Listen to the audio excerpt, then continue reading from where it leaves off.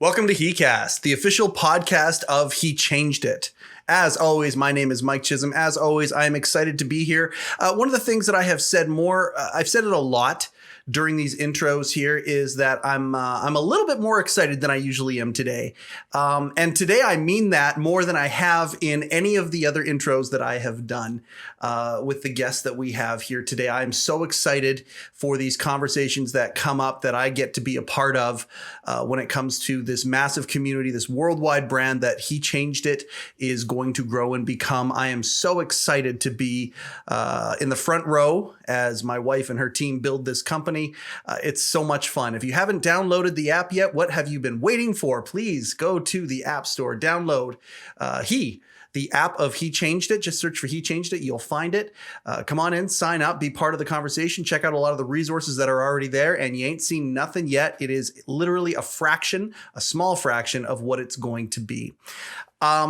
And if you haven't subscribed to heCast yet, you know, there's a little buzz coming with this little program that we're doing. It's cool. It's cool to see the numbers go up. We're in multiple countries now. It's fun to be part of something from the ground up. And you certainly are right now. Thank you so much for subscribing. If you haven't already, please subscribe. And if you haven't shared us, please share us. Why am I a little more excited today than I am normally? Well, it's because this is one of those times where Mr. Rogers, had a little exercise that he would get people to do sometimes. He would get people to sit there calmly for a minute or two and to close their eyes and to think about people in their life, all the way from as early as they can remember up to where they are right now, who had a hand in developing that person, and to think about them and to be grateful for them. Now, the gentleman I'm about to talk to is one of those people who, if I did that exercise, I would start focusing and I would stay on that person for a long time. I'm so grateful for how he has helped to shape me, and not just me, hundreds, if not thousands, if not tens of thousands of other people he has encountered. I use the example of the movie Dead Poets Society. He is the Robin Williams in that movie to me. Mike Fischer is a teacher that I was blessed to have both in grade 11 and 12 from multiple classes. I had him for German and I had him for English. And the culmination of that experience was an English 12 AP, they call it an AP class, which that class was not just English. It was something that was far beyond that. It might as well have been, I guess, a philosophy class. And it was one of those classes where, being there, Mr. Fischer was the guy who would, we would read books and we would study them and whatnot, but he was the guy that made us think about our life outside of the four walls of the school. And I'm just so grateful that not only have I been able to be given the opportunity to go back and tell him multiple times how special he is to me, but he's actually agreed to sit down here. And I have a small cult, is probably too strong of a word, but a contingent of people who are very, very excited, former students who are really excited that I'm going to be having this conversation, but none of them are as excited as me. I don't know if that was less than 3 minutes. I'm supposed to be under 3 minutes, but I don't know that I could fill an entire podcast talking about Mike Fischer, but that would be boring for you guys. Let's talk to him ourselves. Mr. Fischer, Mike Fischer, thank you for taking time to be part of this little project that we call heCast. Well, thank you very much, Michael. Yes, I am Michael Fischer. I'm not the hockey player, and I'm not married to Carrie Underwood, which is a very, very sad thing, of course. I brought that up one time. I actually met Shea Weber at Boston Pizza. He was doing autographs there. And as he walked by to go to the bathroom, I guess, I had my driver's license there, and I said, "Hey, buddy, we played hockey together in Nashville for many years, and you're not saying hello?" And he looked at me. Of course, I'm 70 now. This was a couple of years ago. And he looked at wow, you are Michael Fischer. You're the other Mike Fischer. And then he said, "But you sure as hell aren't married to Carrie Underwood." A great sense of humor, and I hope the Canadians are going to do well tomorrow against... Big hockey fan. You've always been a big hockey fan. Yeah, always for the losing team. I'm a Canuck fan, but now let's not get into that because that interferes with my anger management. To come. First of all, Michael, thank you for that introduction. You know, I can't possibly live up to that. The expectations of that billing. I was very fortunate in life that I found something that I was passionate about. I realized early in life I would never be able to keep my mouth shut. So that got me into a lot of trouble. But can you make a living with that? Yeah. Particularly when you lived in a family. A father was an inventor. The eldest brother is a genius financier. From Germany. From Germany, Yeah. living in Germany and also lived in Canada for many years. Yeah. I was blessed that I lived in a family that adored the language and the words, and we were exposed to learning many languages in German school, starting in grade 5 with English, then French, and of course Latin, classical studies. Yeah, that was crazy. Being in your classes, we heard a lot of Latin. You got a lot of Latin up here. Oh, absolutely. You know, there were only 2 people in 1976, 77 in Professor Duesing's class at UBC. Out of 30,000 students, there were only 2 people crazy enough, I was one of them, to take classical studies honors, 3rd year. 2 students. And that's probably the one class I prepared for more than any other that I ever did. And it paid off. You know, I traumatized, as Michael can attest, traumatized my students with conjugation of verbs. And I can still do my German ones, by the way. Oh, please do. Okay, so to be the verb to be. To be, please. Ich bin, du bist, er, sie, es ist. Wir sind, ihr seid, sie sind. Yes. And I did not practice for today either. Ich habe, du hast, sie ist, hat, wir haben, sie haben. And these are the German auxiliary verbs, and they, of course, exist in English as well, which brings me to one of my pet peeves, the apostrophe, which is on the way out. I'm one of these grammar Nazis, because the grammar and the way we treat our language, that is the canary in the mine shaft in our culture and in us as individuals. If you cannot express yourself, then you cannot express your feelings either. And that handicaps you. The treatment of language culturally and the decline of it, if it's in the media, don't get me started on Fox News and CNN. Yeah. Never mind how you treat the news. How do you treat the language? It's communication that is now that is shorthand. Terrible grammar. Yes. And Anderson Cooper at $12 million a year. I hope you're listening. Get your act together. It is mind-boggling, you know. And I made my living for 35 years teaching English, and to the great embarrassment of all my Canadian friends, I know it hurts sometimes, you know, when you correct people's English when they say, I played bad, you played badly. The adverb's on the way out, which is a shame, because we underthink, and we find that thinking is a burden to us. Well, that's not new. Hamlet started that a long, long time ago. He was sick and tired of thinking. That thinking is possibly a disease. Self-consciousness is guilt. Consciousness is a disease. Is that possible? And today, so many mental health issues, not just related to the pandemic, appear to us because we've lost the ability to share our feelings. I wouldn't be sitting here today sharing this with Michael. We reconnected after all those years. And with Jonathan Cathcart, if you're listening there, Jonathan, you did this whole conjugation thing in an assembly of I don't know how many people at RSS, Rutland Senior Secondary, and you conjugated the verbs in all tenses. Those are the fundamentals that make us realize what is the foundation of the way we put words together. Well, never mind apostrophes. I think about like emoticons. Like, are we going back to the Egyptians, like communicating through symbols and hieroglyphs and things like that? Is there actually less thought involved while we have the ability to think more? Everybody could have a PhD by now with the access to knowledge that we have, and we politely decline as if we're we don't want the onions on the burger. We're willfully denying possibilities that has manifested itself politically everywhere, through what they call populism, which is another word for fascism. We want simplicity, and we don't want complicated solutions and speeches. We want to have action.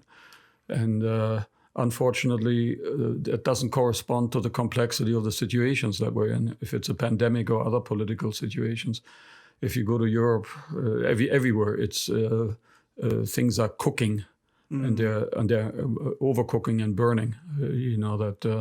We as individuals We're supposed to be the holy cow of North American society, the individual, and we're getting chewed up in the process. Yes. And you follow that a little bit. The series of defeats and frustrations that people experience as individuals, they take personally and don't see the commonality of their fate that they share with millions of others who are in the same predicament. Yeah, we're in these little silos. I used that word when we spoke the other day. We're in these little silos, and the silos aren't communicating, even though many of the feelings that are in those silos are common. Yes. And if we just communicated those feelings to each other, that would let some air out of the balloon. That would let some of the pressure out. Well, every time, Michael, if you have had a traumatic experience and you're able to share that experience, you feel that the pressure decreases. If you feel, and that's the greatest, I think, gift that you can have in life, love, of course, but feeling understood. What is the Latin that you sent me about the amor fati? Yes. Embrace your fate. Have the courage. It's the only fate you have. The German philosopher said, embrace it because you want it over and over and over again. That fate and no other. And then you're real, and then you really live. And then the Latin phrase about love. Amor facit omnia. Yes. Love conquers everything. Without love, you're toast. At least crazy, as it sounds, I gave my students in grade 12 homework. They had to fall in love over the weekend. Otherwise, we can't talk about poetry. Unfortunately, you fall out of love too, and then the divorce court comes and you lose the house and everything else, and then the rest is history. But to be able to make yourself understood and find people who understand you, that cannot happen unless you share. If you make a huge, long monologue about life and there's nobody to listen to you and nobody to share with, then that isolation is... then you're Hamlet. Oh, that's all of literature is based on that. That one character has shaped, from 400 years ago, has shaped the way we feel today. He has multiplied into millions of people who do not connect with one another to share his life worthwhile. Well, it makes it worthwhile if you do it together. If you share it. And he had his girlfriend Ophelia, and he drove her nuts. And suicide was one of the most important themes in his life. He had all the gifts a human could have, and yet he felt like a coward.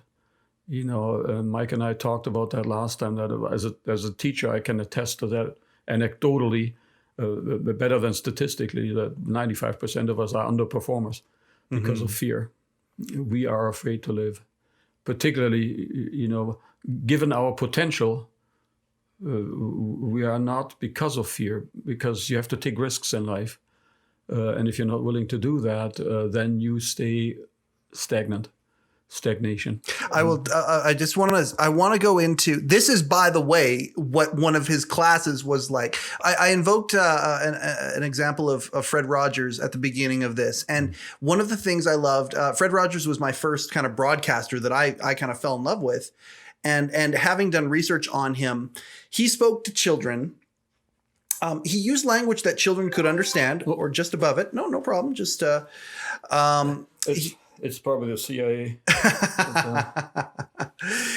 He used language to children that was not disrespectful in any way, shape, or form. He would talk to children about complex subjects and simplify it as much as he could because he treated children like they were people.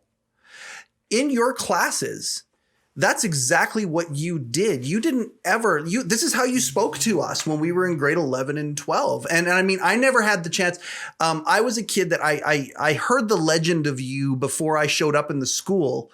When I was in Rutland Junior, I had the chance to stay in grade 10, be the top dog at the junior high, or I could have gone over and been the small dog at Rutland Senior. Well, I had friends who went over and they had you for drama class. Yeah. And they were telling me about you and how amazing of this man. You got to be in one of Mr. Fisher's classes. When you come over to the senior for 11 and 12, you got to be in one of Mr. Fisher's classes. And the legend of you would grow. Off camera a little bit, you talked about in drama, how at lunchtime, you would have kids come in and you guys would do conflict resolution using the drama class as sort of a tool. Can you talk a little bit about what you would do there?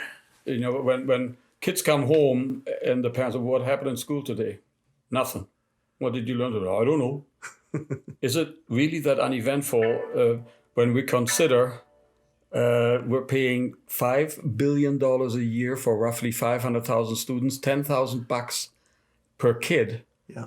Where are the results? If the results are not tangible, are we wasting time? If we don't make the transition from the learned, let's say the teachers are learned people, and the learner, you cannot separate the dancer from the dance. That's by William Butler Yeats, by the way. If I speak and there's nobody there to listen to me, they'll arrest me like the village idiot.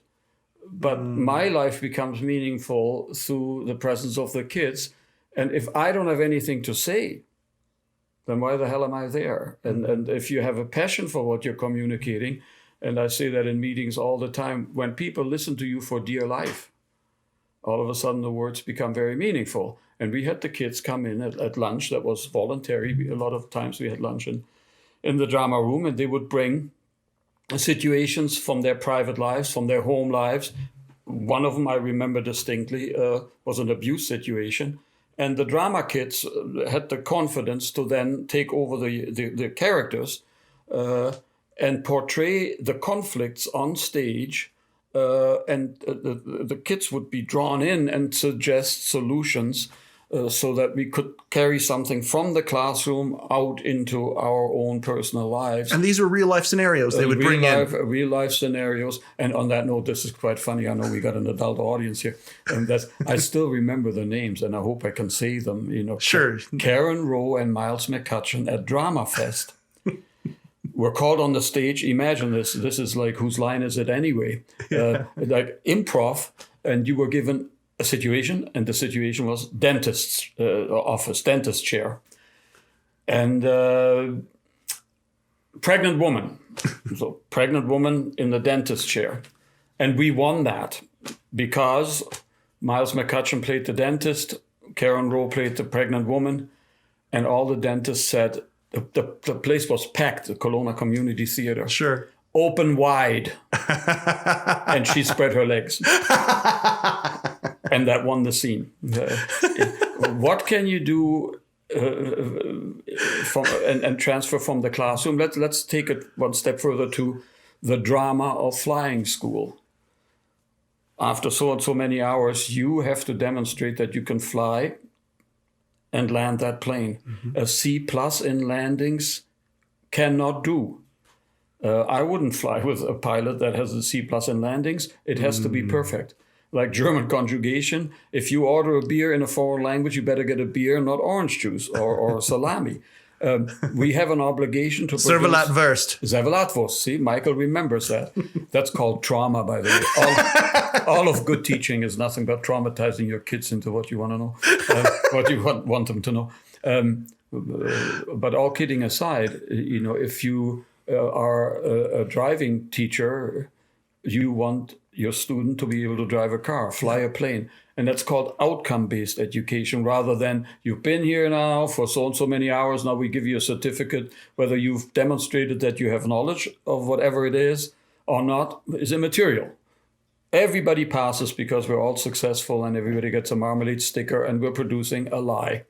When you learn a language...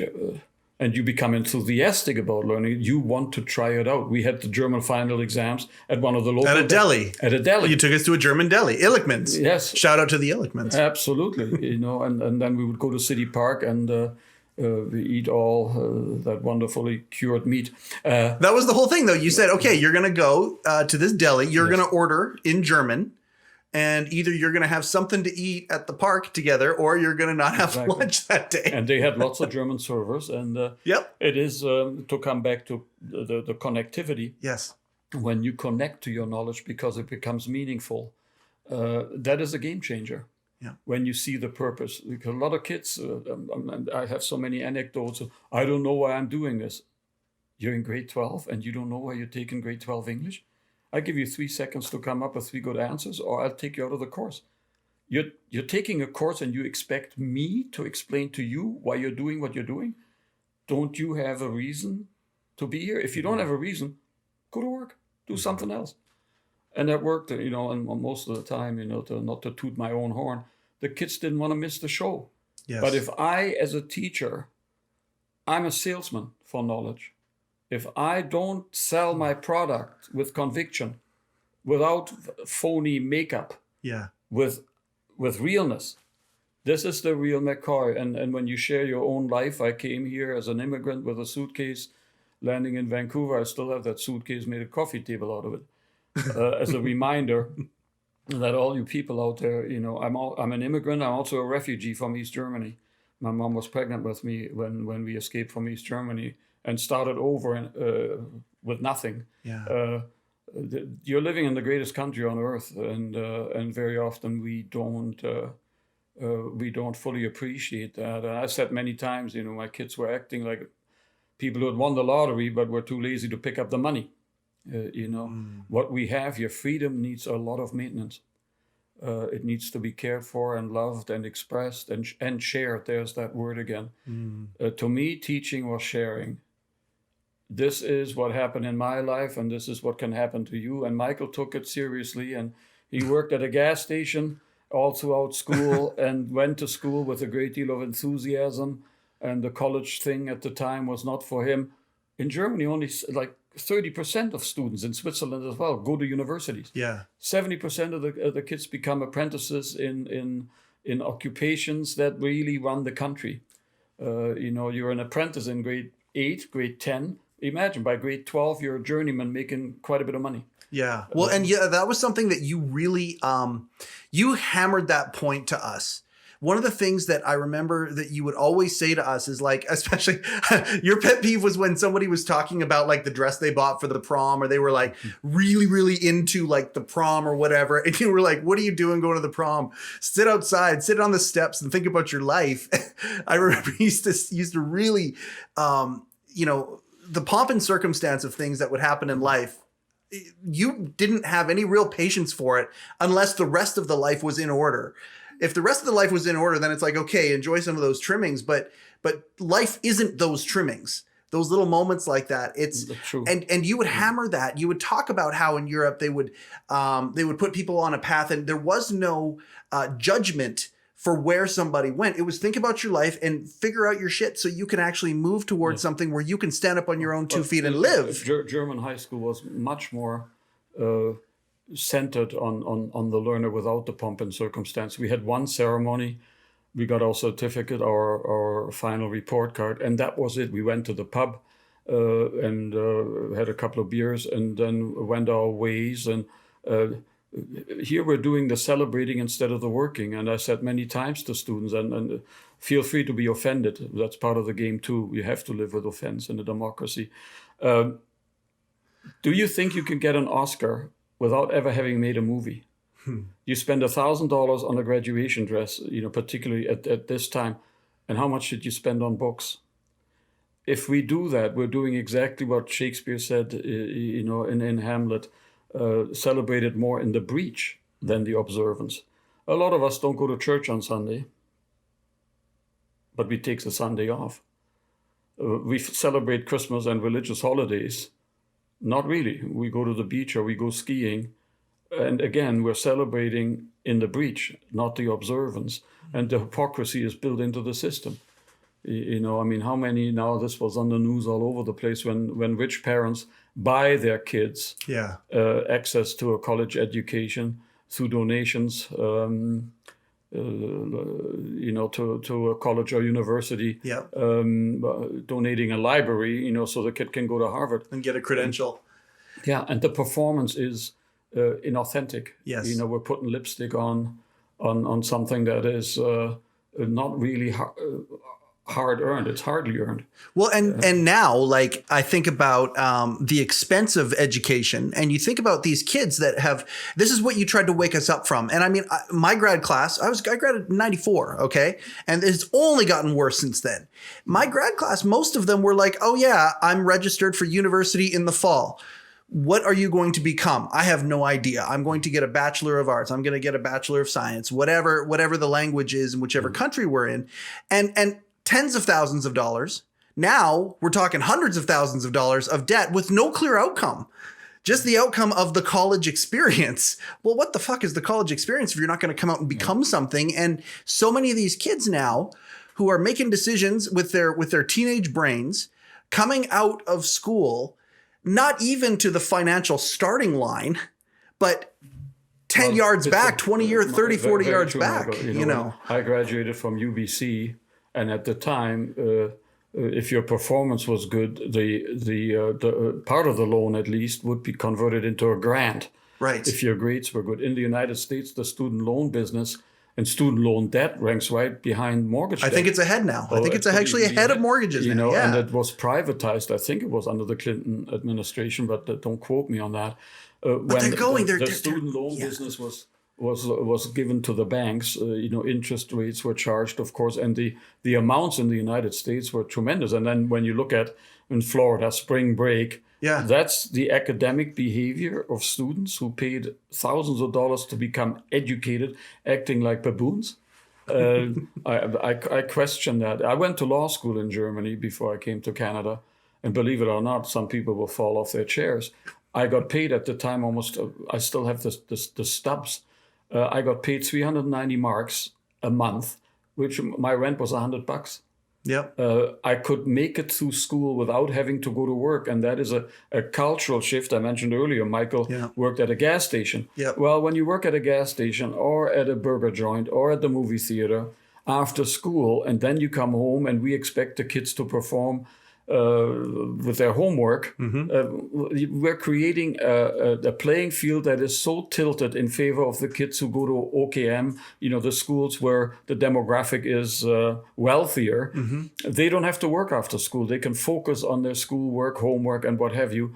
While kids who have to work in the demographic area like Rutland, they fall behind because they come to school and they're tired from work. They go to work and they're tired from school. And right away, we trap our kids instead of developing their potential. It's like a tree, and instead of watering the thing, you're pissing on it.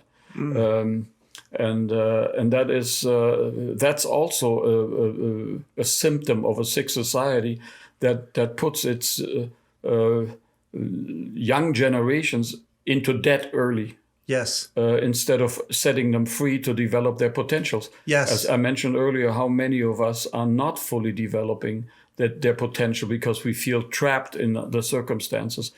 And the greatest thing and the most difficult challenge in life, in my opinion, is to overcome your circumstances, to pull yourself out of the water by the strength of your own inborn strength while you're near drowning. And not to have to rely on any foreign help. And that is the hardest thing in life, Well, and that's becoming, it's interesting you talking about this. I think many times we throw the baby out with the bathwater when it comes to certain social things that happen and blow up and then get sculpted and perverted or changed or evolved or whatever you want to call it. You think about the word privilege and how that word has changed so much and how it's changing now. And you think about the opportunities that we have that we don't know that we have versus those who are like in an inner city that may not have the same opportunities. And if they did, they would capitalize because they know what they don't have. Whereas sometimes we don't know what we have. And I think there's some sort of reconciliation that's happening with the communication where these two groups are kind of wrestling each other a little bit now. Well, our relationship, Michael, is a good example. We're sitting here right now, as we said in class, I was paid by taxpayers. And this is a true story for you folks out there. I made my grade 12s. And you know what grade 12 students are like today.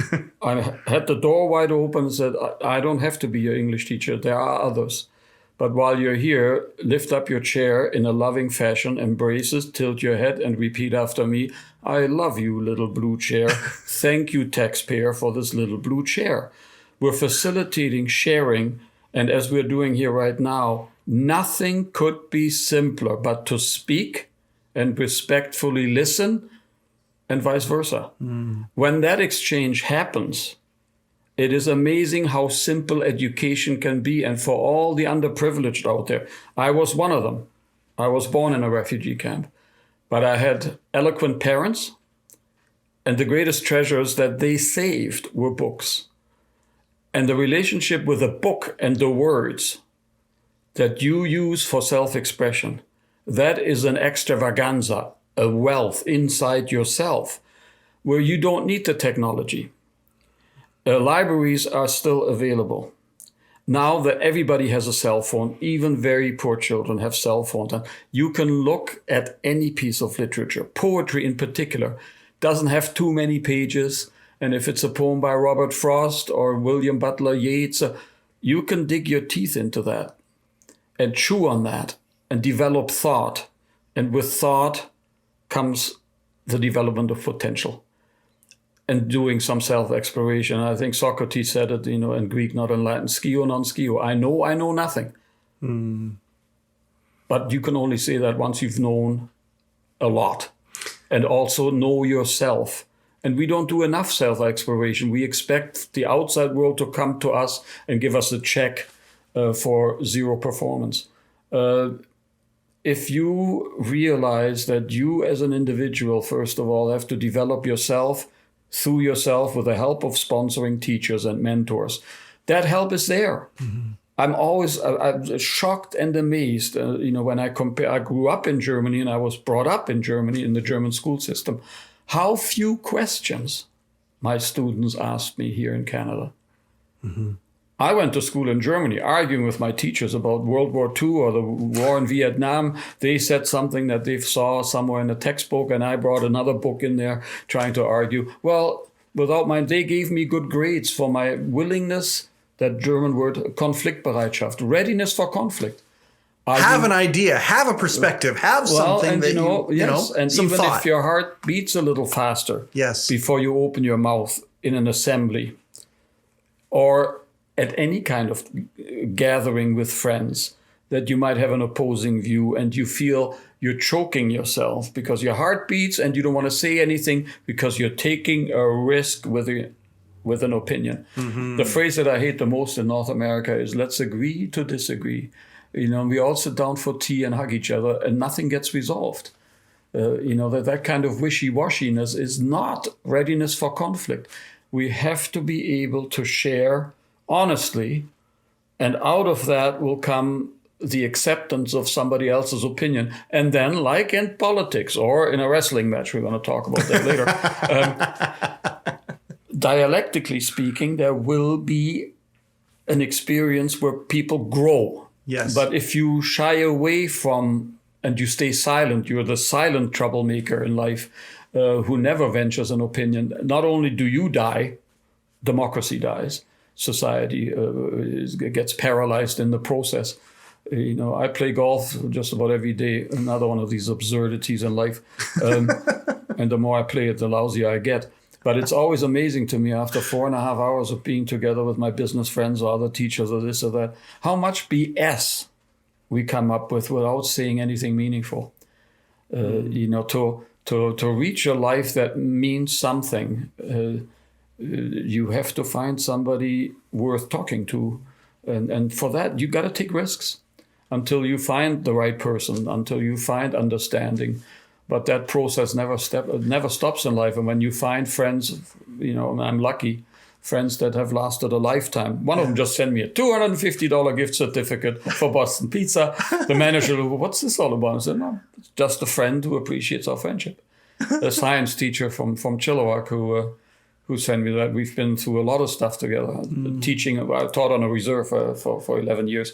One of the most shaping experiences of my life. Yeah, I can imagine. And seeing kids who were in trouble succeeding and graduating. And one of them actually became, she's a truck driver now, but she came to Kelowna we went for dinner to express her gratitude as I could express mine to her, because I was privileged to experience Indigenous culture firsthand. I was the white guy. I was in the minority, which is another good theme. Walk in somebody else's shoes and your understanding will grow exponentially. That is a foundation, I think, that has certainly helped me in my life and, through knowing Michael. If that carries out of the classroom, that kind of understanding and philosophy and being there, for for your students. That you'll reap the rewards. I live in the Rutland community, and I have these encounters all the time. How lucky am I that kids come and say thank you, and always vice versa. My life became so much more meaningful, through their needs. I remember one student, she came to me, I don't want to mention her name right now, but she came to me, Mr. Fischer, and said, I don't know what to do with my life, grade 12. Yep. And I said, perfect. I know exactly what to do with your life. Just sit down and listen, and I hope she's doing well. But that's what you wanted to hear. Like, you wanted to hear people actually wake up from the stream that they were in with all the other fish. You wanted them to actually wake up and ask that question. Oh God, when you got them thinking that way, you were happy because they were out of the stream and they were aware. And I've got a couple questions about that. I'm going to make an observance first though. When I was in your classes, both years that I was in your classes, multiple classes, you always had students who came back, whether they were in university, whether they were 1 or 2 years removed from high school, they came back. And as soon as they would come in, you'd be like, oh, you always had your big stick, and you'd welcome them into you'd give them a chair at the front of the class. Oh, here, sit in the green chair, the comfy chair, take my stick. And you would basically interview them in front of us and ask questions about the real world, what they've been doing. You'd be catching up. But at the same time, we'd be an audience for that.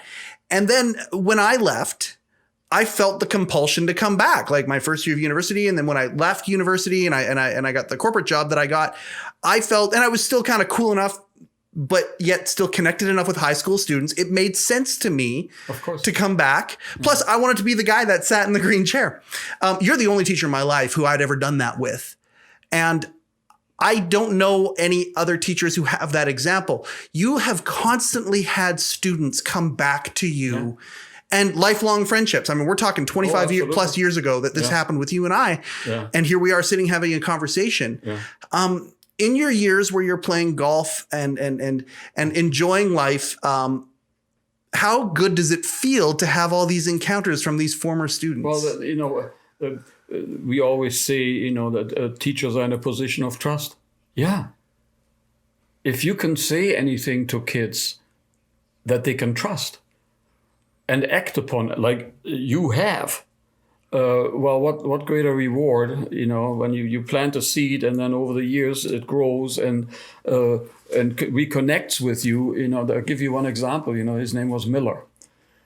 And one of these examples where a kid had taken courses, he was not academically inclined, but his hands were magic, and he became a welder fabricator. And outside of school, he had already worked with his dad and had taken some courses. And I said, really? Outside of school? He said, yeah. And because I live in the Rutland community and I have a lot of friends here who have businesses, right in front of the other students, I picked up the phone for this young fellow and talked to my good friend, Kenny Haltiner from Okanagan Stainless. He's passed on now. Miss him tremendously. I said, Kenny, listen, I got this kid here in front of the other students. He's doing this, he's doing that, and this and that. Okay. How much an hour? At that time, $18. Yeah. Okay. And I said, okay, I'll pass that message on. And I hung up, and this kid was sitting there. And said, $18 an hour. How about 18? And this was a few years ago. Absolutely, yeah. Said, how about $18 an hour starting? Go and see Mr. Haltine at Okanagan State. The other kid sat there and looked. To talk about the sharing again. The experience. What to me it was always as a drama teacher. Of course, I built that up a lot. The most important question we ask every day that people make fun of is the question: how do you feel? So I had a test prepared at the beginning of class for all the newcomers. Mm-hmm. And they said, come sit down. And I had placed a sheet of paper there and a pencil for everybody to make it sound as scary and official as could be. I said, we're starting with the test. This is English 12. And here are the conditions. You only have 1 minute to answer the question. And you cannot lie. The hardest job in life. You're not allowed to lie. If you lied, I'll catch you. What's it out of? What the hell are you crazy? We just got you. Boo-hoo-hoo. Of course, they didn't know. And I said, are you ready? And they were all nervous and this and that. how do you feel? I had written the answer. I've done this for many, many years. I've written the answer down on the overhead projector, and all the answers, 95% of them, the smart kids, of course. One of them was Amanda. She became a pretty good friend. Everybody else wrote down tired. Grade 12 students, young people are tired, and I called it the tired eyes. In fact, I wrote a story about that. What am I looking at every day? The tired eyes. How do you feel? Tired, depressed, anxious, fed up.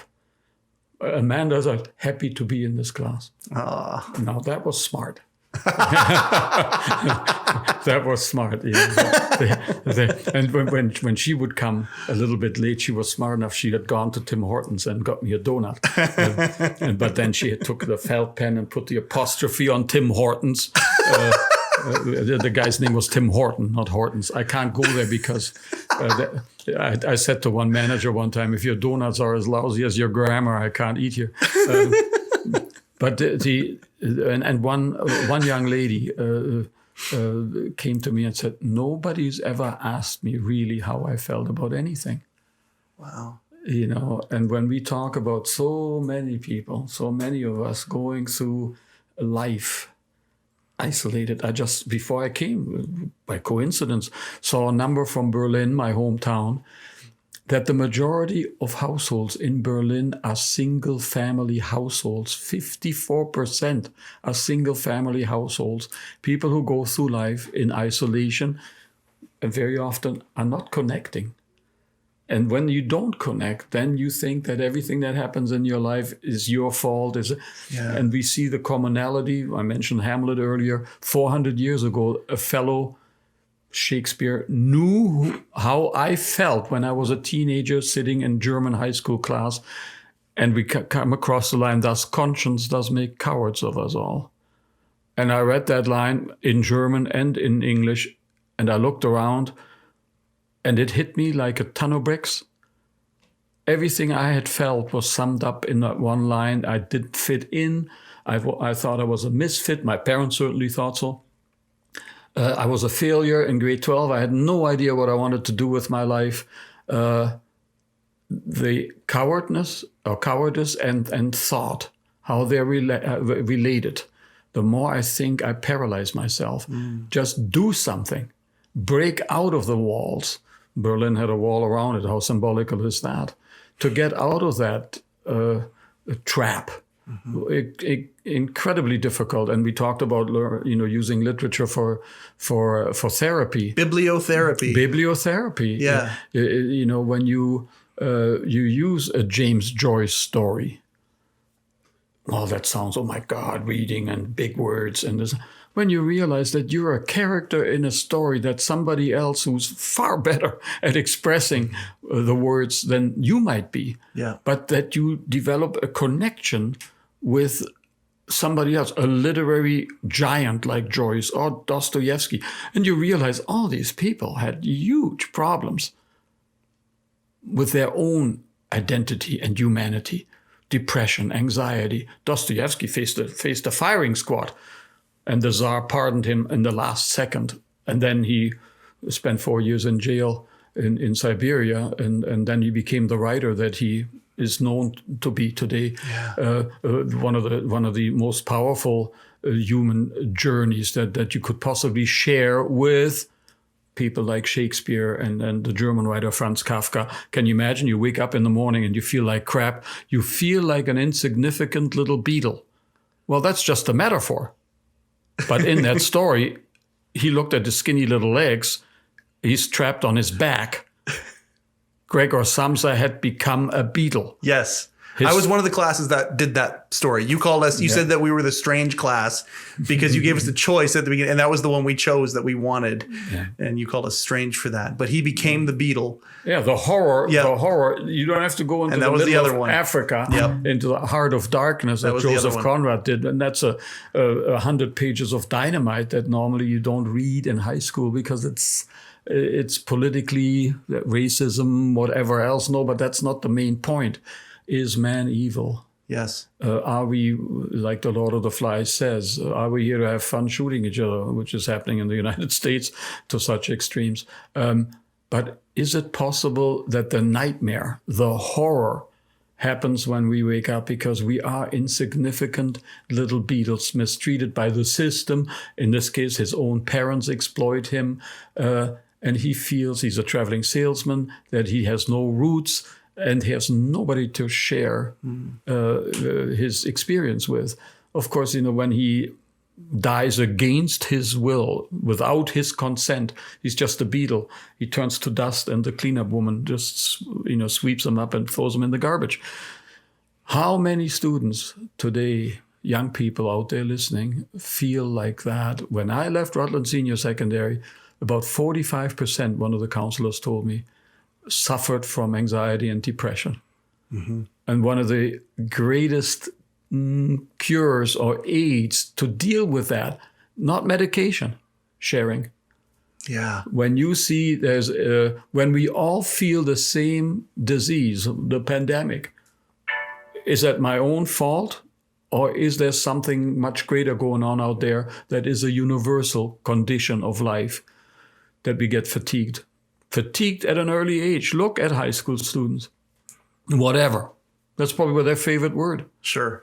Absolutely. The indifference.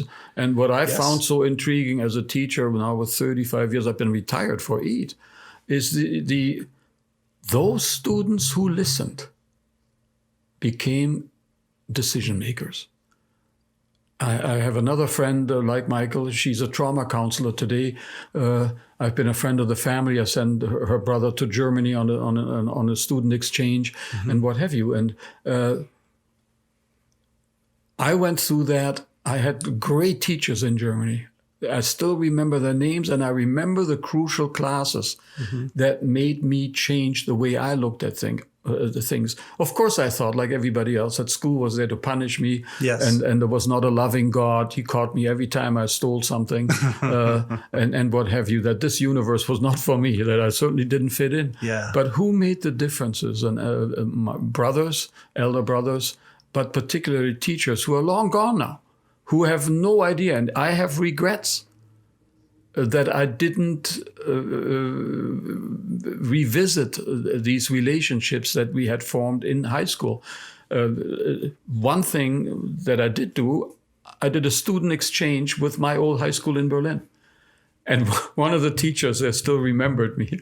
And he said, "Oh my God, he didn't become a teacher. Don't tell me he became a teacher." But to be able to have the power of conviction that the product that you're selling is as good as it gets. There's nothing better. Mm-hmm. And that you share that journey together, which leads to success, whichever way you want to define that. And it doesn't have to be material success. No, heavens no. I want to ask you about that. There's two other things that I want to ask, and then we got to. I told you that time is slippery here, and it goes quickly. We're going to be a little longer than we normally are. Thank goodness. Holy cow! I know it goes quickly. I'm going to ask one question about your teaching and your style, and I think you've done a phenomenal job. I feel like I've gone through a time machine right now. I've jumped in the DeLorean. I've gone back to 1994, and this feels like one of those classes, and I'm so grateful. I'm so grateful, Mike. Thank you. Political correctness and what it has evolved into in its current state right now. Could you be the teacher that you were back then without getting kicked out of the whole thing? Well, could you do it? Like, do you look at this and go, "I'm glad I got out when I did," or do you think that we need more of that to combat all this stuff that's going around? Well, let me answer you this way. I was written up twice, and maybe some of the people who are listening out there were at Rutland Senior at the time, when the principal of the school at the time found it appropriate to violate the Canadian charter rights of Canadian students on Canadian land, Canadian property, telling them a dress code related issue. That the girls couldn't have, I had no idea what it meant, spaghetti straps. They had to be lasagna straps. in an assembly of grade 12 students. And at the end, he asked if there were any questions, and I took it upon myself. And you feel that in your heart, You stood up for something. As a teacher, we're supposed to be the leaders. Yep. The question could have been, who is unwilling to join the Nazi Hitler Youth, or who is not willing to join my belief system? Yeah. I did lots of Remembrance Day assemblies, and we did the drama kids. We did lots of scenes in my own family, political correctness. I watched the Adolf Eichmann trial in Jerusalem, I think it was, the guy who ran Auschwitz. Mm-hmm. And I was 10 years old. And that's for the first time I heard, as a German kid, the word Nazi. And to realize that my people, the Germans, were responsible for that, I could not sleep, because I knew, and we put this in front of school kids at an assembly, at the Remembrance Day assembly. I had to ask my father and my mom, were you Nazis? To find out the family history and what have you. So the political correctness is by definition already something that we as academics, teachers, have to reject. You cannot have the outcome of a trial at the beginning by saying this has to be pleasing the optics, then it falsifies the very purpose that we're pursuing. Right. The result is in true scientific, and English is in there as a humanities subject. Yeah, absolutely. The human heart, the hardest subject is to study. The result can't be predetermined by definition of it has to be pleasing to the political higher-ups. Well, I asked the principal where he got that from, if that was divine wisdom that he achieved. Well, they flew the union lawyers up, and I had a yelling match with a young man. And you don't tell the boss to grow up. There are times, and I could mention a few other ones, where you as a teacher have an obligation to not follow correctness, but to represent the very values that we teach in class. I sat in staff meetings with the Charter of Rights and Freedoms around my neck, and I challenged anybody to take it away from me.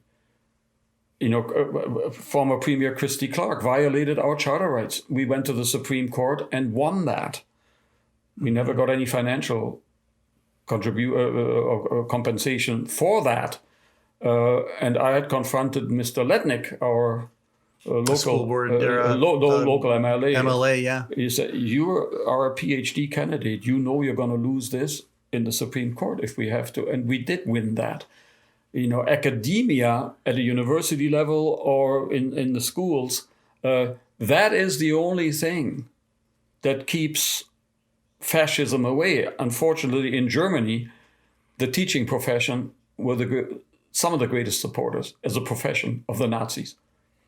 Yes. Because the parents were afraid of the school. Yes. Parents were afraid of teachers. Today, the teachers are afraid of everybody because we're all taxpayers, and right. People use that argument. The political correctness is the term alone, you're catering to appearances, and yes. Appearances are not reality. Yes. Appearances are makeup, and that it gets into a topic, that's a watershed, a dividing line for many, many people, yeah. Because let's put it this way.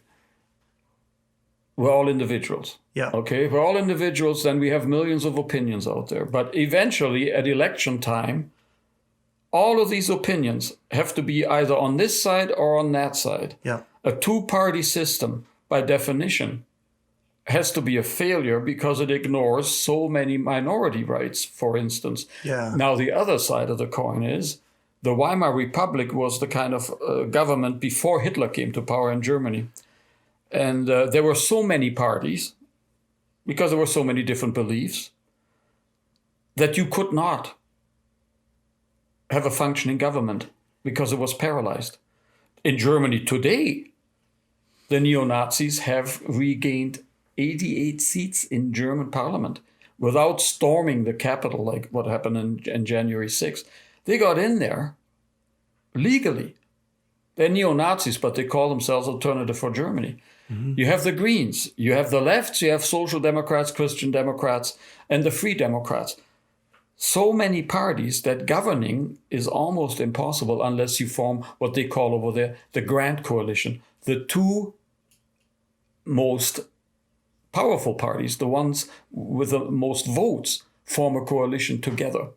So imagine Democrats and Republicans in the United States having to form a government together to avoid the checks and balances to a point of paralysis, where governing becomes an impossibility. Huge challenge. And we do not discuss these things in schools. The greatest challenge. I love how you brought it back to the. Well, it's complex and it's not less words. We need more words. But you mentioned it earlier. If you are not able to relate, no matter how complicated things are out there. Yes. Can you do Macbeth with grade 5 kids? Darn right you can. You just have to focus on what you're looking at, the guilty conscience. Things are very, very complicated. But as a parent, I remember my father was so fed up with my long hair and this and that. That was the first battle that I won against my dad. They had crew cuts because of lice, military, Well, in the 60s, we had hair, and I said, no, I'm not cutting my hair anymore. I don't know if you're a boy or a girl. I said, Dad, you were there when I was born. But we had attitude in the 60s and 50s. But we worked through that, to a relationship. Both my parents have gone now, but nothing was left not talked about. Right. Everything was discussed. And everything was explained, and to answer that question, were Dad, Mom, were Nazis, were you guys Nazis? And Mom explained to me that Dad was incarcerated and his brother, Uncle Herman, got shot by the Nazis in a street fight. He was a communist and took a bullet to the brain, and the Nazis euthanized him. And Dad got arrested because he made a joke about Hitler that... a Nazi, an SS guy walked into the pub and said, God save the Führer. But the word save in German also means receive. And Dad said, I hope soon. Oh, wow. And he had he had wished Adolf Hitler death. He was arrested on the spot, beaten to a pulp, and sentenced. I have a sentence at home. But was I ready at 10 years old for that answer? Not really, but once I was 15 years old and knew more about history and this and that, to know that I, as a teacher, would continue a tradition to speak out when it was necessary, and to have a family of social democrats. A great-grandfather owned a publishing company.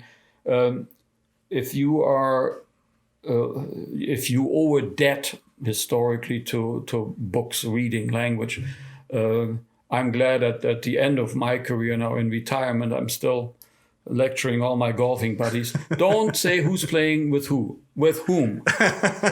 And everybody knows it. And you don't play bad, you play badly. And you don't, you are not well.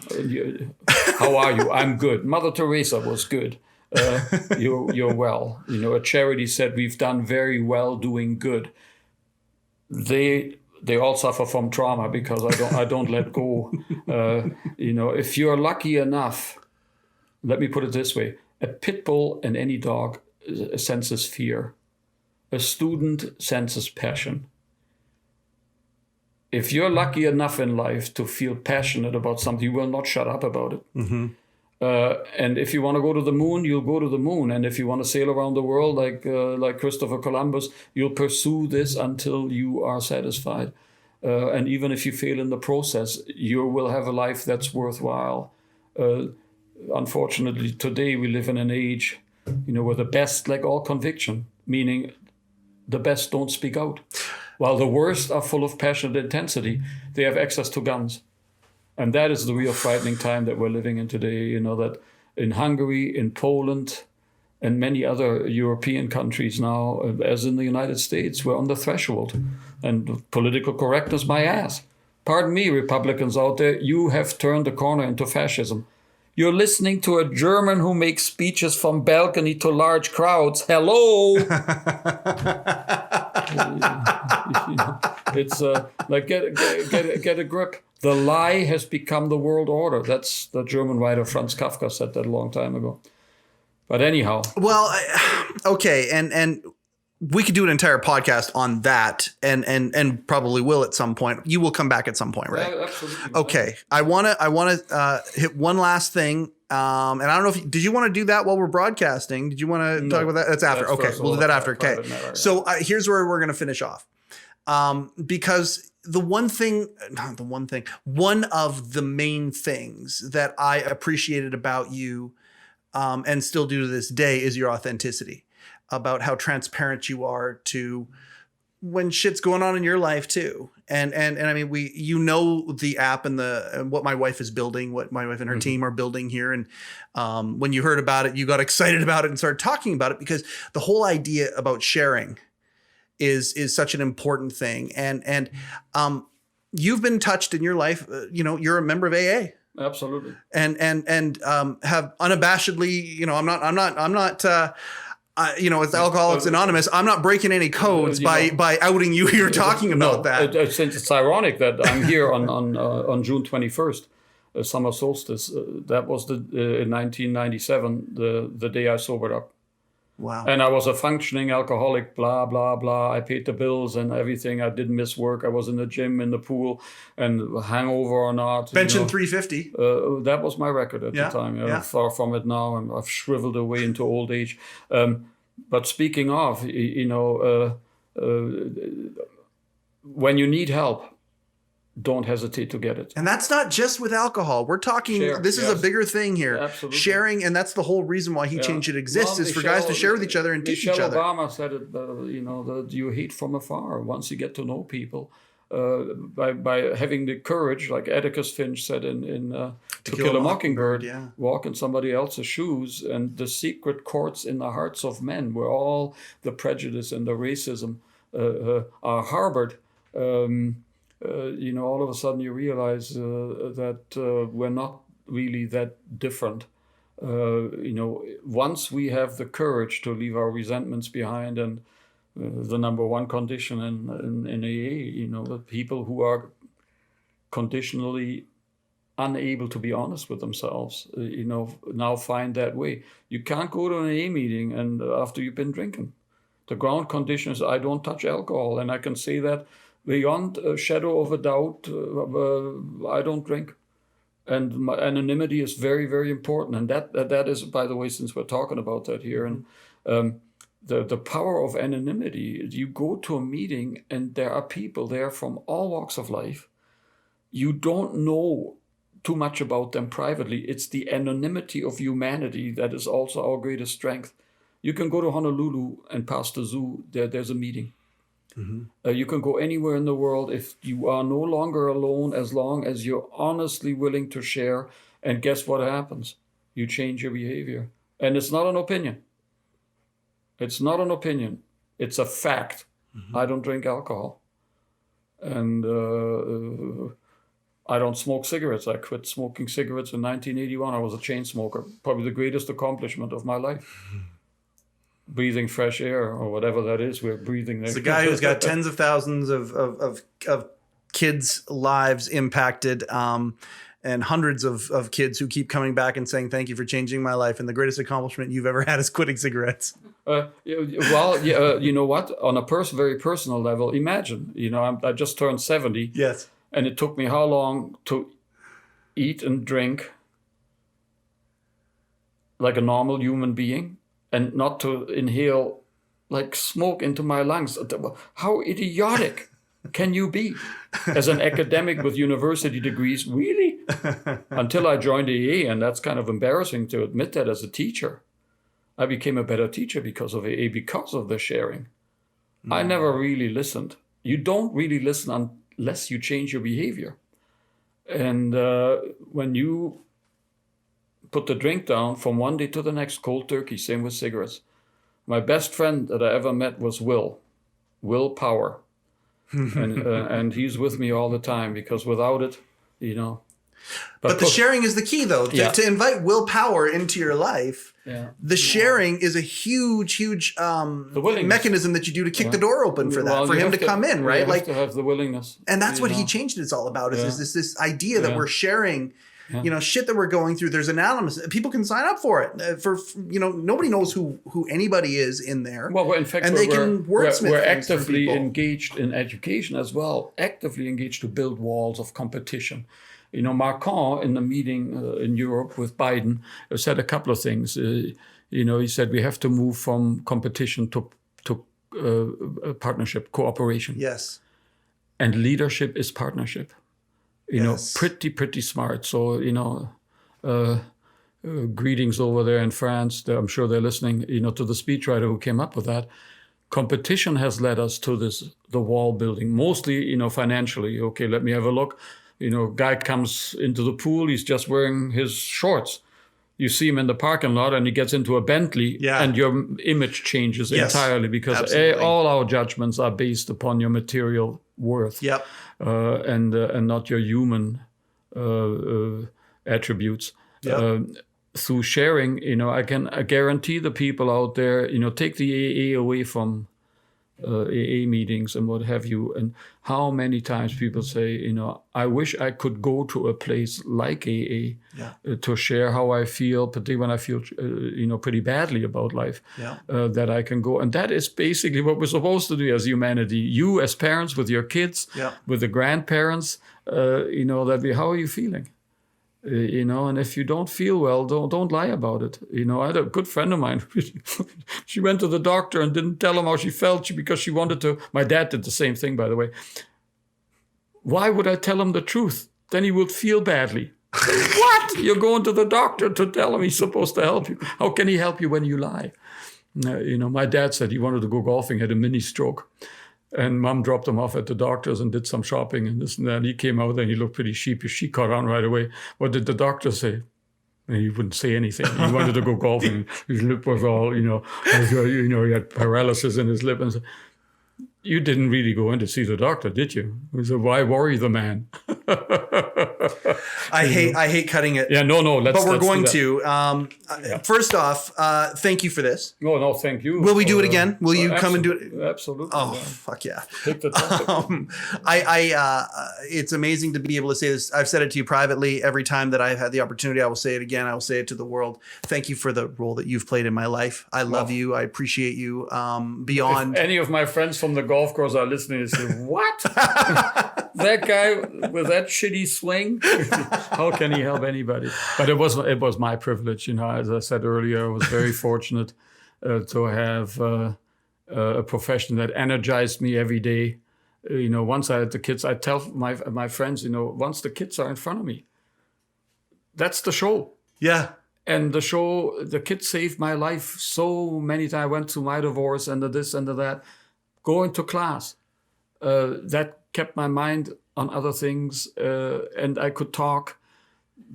It energized me. It made my life meaningful, and for that, I'm very grateful that, I said to the kids many, many times jokingly, your stupidity is my bread and butter.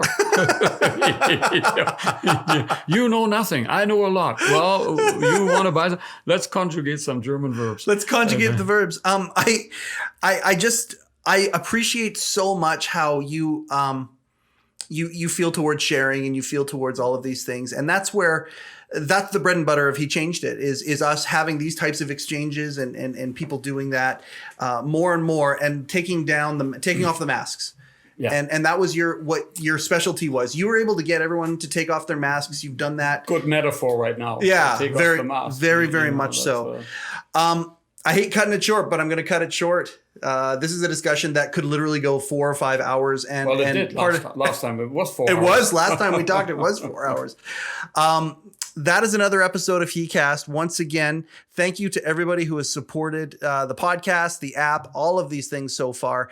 At the end of the day, this type of sharing and breaking down the walls, getting out of those silos that we are all, that many of us are in right now is what we need to do as a society to grow up, to get to a better place. And that's what we were taught. Those of us who were lucky enough to have Mr. Fischer as a teacher. So that being said, if any of this resonated with you, Please share the app. Please share the podcast. Subscribe. We appreciate all the support so far. My name is Mike Chisholm. This has been another episode of heCast, the official podcast of He Changed It. Go change something.